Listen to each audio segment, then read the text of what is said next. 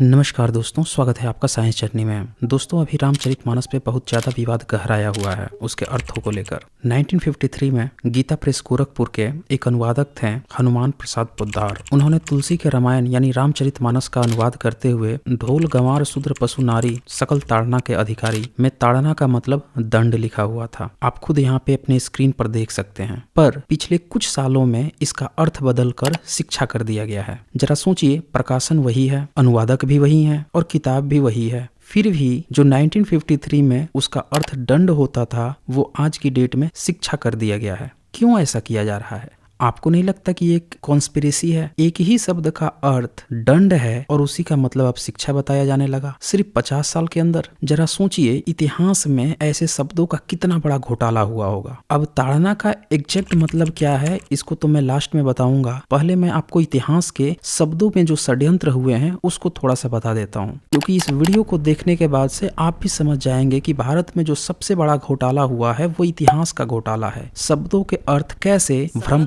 लोग अपने हिसाब से समय के अनुसार बदल लेते हैं जहां पे उनको फायदा हो रहा हो। इतिहास में ये काम कई बार किया गया है। चूंकि हम जानते हैं कि प्राचीन काल में भारत में समण परंपरा थी जिसमें बहुत सारे शब्द आज की डेट में निगेटिव बना दिए गए हैं। जरा सोचिए ये किसने किया होगा। सदियों से शूद्र वर्ग को पढ़ने का अधिकार नहीं था, नारी को पढ़ने का अधिकार नहीं था, क्षत्रिय और वैश्य को धर्म ग्रंथ लिखने का अधिकार नहीं था, तो फिर ये काम किसने किया होगा? सीधी सी बात है, इन बातों पर आज के तमाम इतिहासकार चुप्पी साध गए हैं। इससे ये भी पता चलता है कि भारत के ज्यादातर इतिहासकार बिल्कुल भी निष्पक्ष नहीं हैं। एक उदाहरण देखिए, सम्राट अशोक का इंस्क्रिप्शन 1837 में जेम्स प्रिंसेप द्वारा पहली बार पढ़ा गया। उससे पहले उसको भीम की गदा प्रचारित किया गया था। ये वो लोग प्रचारित कर रहे थे जिन्होंने ये दावा कर रखा था कि लाखों करोड़ों साल से भारत का इतिहास वो सहेज कर लेते आए हुए हैं, पीढ़ी दर पीढ़ी ढोते हुए आए हैं। लेकिन जेम्स प्रिंसेप ने जब उसको पढ़ लिया तब पता चला कि ये लोग झूठ बोल रहे थे,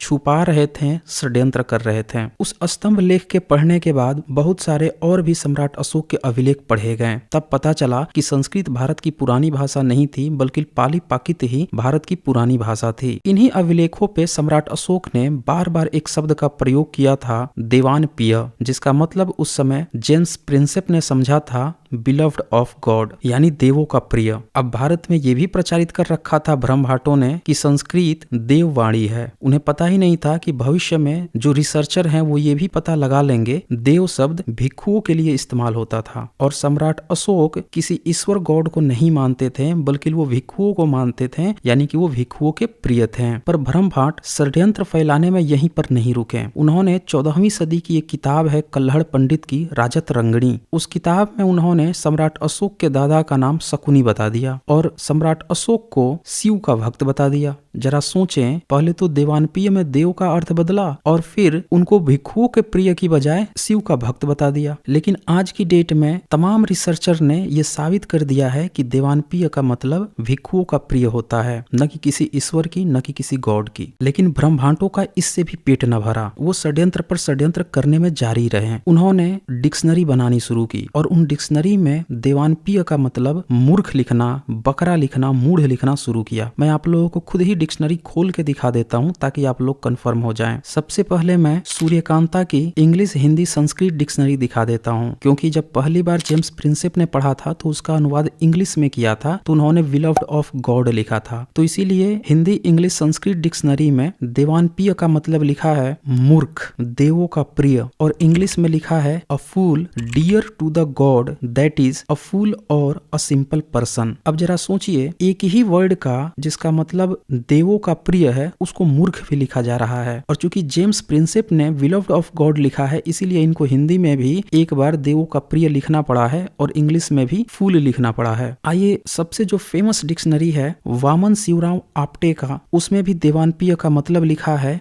बकरा, मूढ़, यानी पशु की भांति जड़। और यहाँ पे कहीं भी ये नहीं लिखा हुआ है कि देवों का प्रिय या फिर कोई अच्छा व्यक्ति। इससे साफ साफ पता चलता है दोस्तों कि ये डिक्शनरी काफी बाद में लिखी गई है। अब कितनी बाद में लिखी गई है ये भी आपको सामने आ जाएगा। आगे मैं आपको कुछ और पॉइंट बताने जा रहा हूँ, ये सारी चीज आपको क्लियर होती चली जाएगी। अब चूंकि आपने यहाँ पे देख लिया कि सम्राट अशोक ने देवानप्रिय शब्द इस्तेमाल किया है, तो यानी कि उनके समय में संस्कृत नहीं रही होगी, अन्यथा कोई राजा अपने को मूर्ख क्यों लिखवाएगा। यानी संस्कृत उसके बाद की ही है। तो यहाँ पे आप देख सकते हैं कि जो ब्रह्मांड लोग थे, इन लोगों ने लगातार षड्यंत्र किया। आगे इनके कुछ और षड्यंत्र देखें। इन्होंने तो पहले ये प्रचार फैलाया कि संस्कृत बहुत पुरानी भाषा है, क्योंकि अंग्रेजों के समय तक इन्होंने शूद्रों को पूरी तरह से अशिक्षित कर दिया था, तो इनके लिए यह प्रचार फैलाना बहुत ही आसान था। इन्होंने गुप्त वंश के जो राजा थे उनको भी हिंदू सम्राट बताना शुरू किया। वो अलग बात है कि अंग्रेजों ने गुप्त सम्राट के इंस्क्रिप्शन पढ़े, इन्हें तो उनके इंस्क्रिप्शन भी पढ़ने नहीं आते थे। ब्रह्मांड यहीं तक नहीं रुके, इन्होंने 7th सेंचुरी के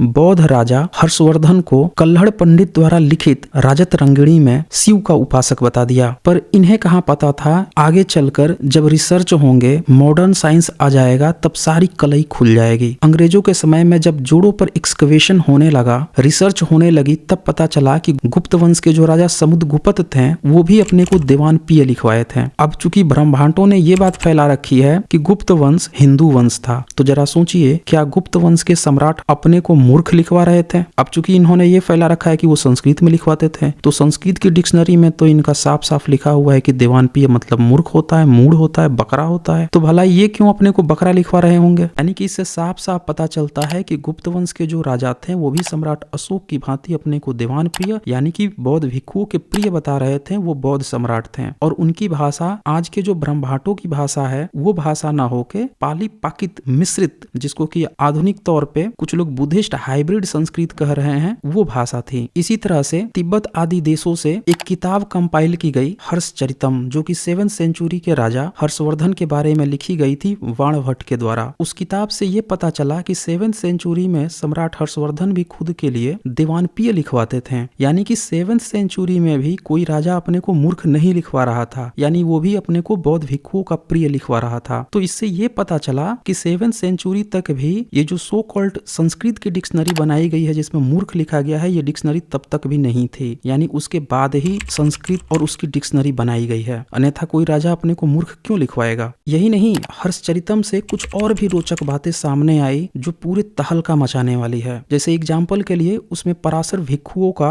जिक्र आया जो महाविहार बनाकर रहते थे और बहुत सारे लोगों को पढ़ाते थे और वो बौद्ध भिक्षु थे। लेकिन आज की डेट में पराशर का ब्राह्मणीकरण करके उनको गोत्र बना दिया गया है, उनको ऋषि बनाकर उनके नाम पर पराशर स्मृति तक लिख डाली गई है। पर हकीकत ये है कि पराशर एक बौद्ध भिक्षु थे जो वाणभट्ट की हर्षचरित से पूरी तरह से साबित होती है। यही नहीं, पाणिनि के अष्टाध्यायी में भी पराशर भिक्षुओं की चर्चा आई थी, पर ब्रह्मभाटों ने इसका अनुवाद ही बदलकर उसे वेदांती कर दिया था ताकि लोगों को सच्चाई न पता चल जाए। 7th सेंचुरी में इत्सिंग ने बताया कि पाणिनि ने 1000 सूक्त लिखे थे, जबकि आज की डेट में पाणिनि के 4000 सूक्त बताए जा रहे हैं। यानी 7th सेंचुरी के बाद ही जैसे पराशर का ब्राह्मणीकरण किया गया, उसी तरह से पाणिनि का भी ब्राह्मणीकरण करके उसे ब्राह्मण बताया जाने लगा और 1000 से 4000 सूक्त कर दिए गए। तो दोस्तों, इस तरह से आप समझ सकते हैं कि भारत का इतिहास इसीलिए बर्बाद हुआ है कि कुछ लोगों ने शब्दों के अर्थ अपने सुविधानुसार बार बार बदले हैं। जहां उनको फायदा दिखा वहां पॉजिटिव को निगेटिव बना दिया, और जब आज की डेट में जब उनको फायदा दिख रहा है तो निगेटिव को पॉजिटिव बनाने पर तुले हुए हैं। जबकि सच्चाई ये होनी चाहिए कि अगर गलतियां हुई हैं तो उसकी माफी मांगनी चाहिए और खुले तौर पर यह स्वीकार करना चाहिए कि हाँ भाई, हम लोग गलत थे, हम लोगों ने गलत ढंग से ये चीजें लिखी हैं। आपको याद होगा कि गैलीलियो को किस तरह से तड़ीपार कर दिया गया था, उन पर अत्याचार किए गए थे और फिर 20वीं सदी में सभी पोप्स ने मिलकर माफी मांगी और स्वीकार किया कि उन लोगों ने गलती की थी। पर क्या भारत में जिन लोगों ने इस तरह के षड्यंत्र किए हैं वो कब माफी मांगने वाले हैं? हम सबको इसका इंतजार रहेगा। आपको क्या लगता है, क्या वो लगातार षड्यंत्र करते रहेंगे या माफी मांगकर इस चीज को स्वीकार करेंगे कि हाँ, उन्होंने गलती की है? कमेंट में आप अपना फीडबैक देना ना भूलें। साथ ही अगर किसी को डिबेट करना है, इन मुद्दों पर चर्चा करनी है, तो रेशनल वर्ल्ड लाइफ में आप संडे, ट्यूसडे, थर्सडे को 7 PM to 11 PM के बीच जरूर आए। और जाते जाते मैं आप लोगों को ताड़ना का मतलब भी बता देता हूँ। चूंकि तुलसी ने रामचरितमानस अवधी भाषा में लिखी है, इसीलिए अवधी में तुलसी शब्द सागर का शब्दकोश बनाया है, जिसके संकलन करता है स्वर्गीय पंडित हरगोविंद तिवारी और उसे संपादन किया है श्री भोलानाथ तिवारी ने। जिसमें ताड़त का मतलब लिखा है मारता है, डांटता है, मारते हुए, ताड़ना करते हुए। आगे ये भी लिखा है सापत ताड़त परुष कहंता, उसके नीचे ताड़न का मतलब लिखा है मार, प्रहार, आघात, घुड़की, धमकी, और उसके नीचे ताड़ना का मतलब भी लिखा है मार, दंड, घुड़की, और एग्जाम्पल भी दे दिया गया है सकल ताड़ना के अधिकारी, ताकि कोई कंफ्यूज ना हो। यही नहीं, आप अगर संस्कृत डिक्शनरी भी देखना चाहें तो वामन शिवराव आप्टे का भी मैं दिखा देता हूँ। उसमें ताड़नम शब्द आया है, जिसमें उन्होंने उसका मतलब लिखा है मारना, पीटना, हंटर लगाना, वेंत लगाना। इसी तरह संस्कृत की एक दूसरी डिक्शनरी है, Sanskrit Hindi English dictionary by Suryakanta, उसमें ताड़न शब्द आया है और उसका अर्थ उन्होंने लिखा है पीटना, सजा देना, आघात, बीटिंग, स्ट्राइकिंग, हिटिंग, स्ट्रोक। आगे ताड़े का भी मतलब दिया हुआ है और उसका मतलब लिखा है ताड़न योग्य। इंग्लिश में लिखा है टू बी बीटन और पनिश्ड। यानी आप सभी को क्लियर हो गया होगा कि ताड़ना का मतलब मारना, पीटना, दंड देना ही था। तो दोस्तों आज बस इतना ही। धन्यवाद।